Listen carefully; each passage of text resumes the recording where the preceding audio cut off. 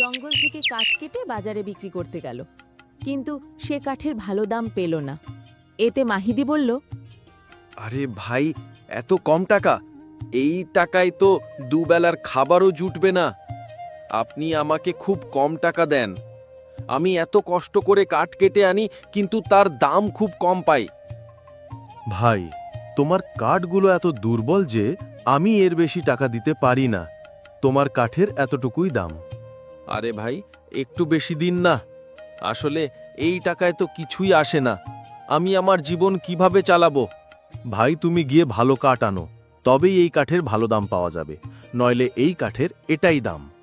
এ কথা শুনে মাহিদি খুব চিন্তিত হয়ে পড়ল। টাকা নিয়ে মুদি দোকান থেকে জিনিসপত্র কিনে বাড়ি ফিরল। বাড়ি ফিরতেই মাহিদির স্ত্রী প্রমি বলল, তেজি, আপনি কি জিনিসপত্র এনেছেন? হ্যাঁ জি, জিনিসপত্র এনেছি। প্রমির মুখে খুশি ছড়িয়ে পড়ল, কিন্তু যখন সে জিনিসপত্র দেখল, জি, এতে তো খুব অল্প জিনিস আছে।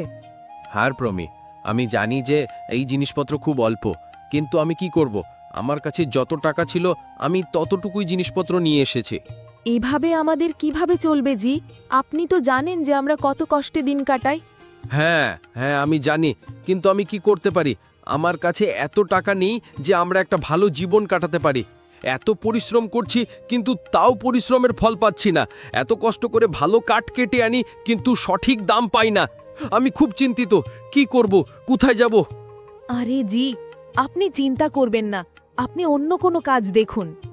আমি অনেকবার কাজ খোঁজার চেষ্টা করেছি, কিন্তু কেউ আমাকে কাজ দেয়নি। এ কথা শুনে প্রমিও বেশ চিন্তিত হয়ে পড়ল।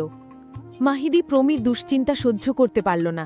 সে তার স্ত্রী প্রমিকে বলল, আমি আবার জঙ্গলের দিকে যাচ্ছি। আরে জি, এখন যাবেন না। এমনিতেই সন্ধে হয়ে আসছে। আপনি কাল যাবেন, এখন যাবেন না। ঠিক আছে, যদি তুমি বারণ করছো তাহলে আমি যাচ্ছি না। আমি কাল যাব। ঠিক আছে।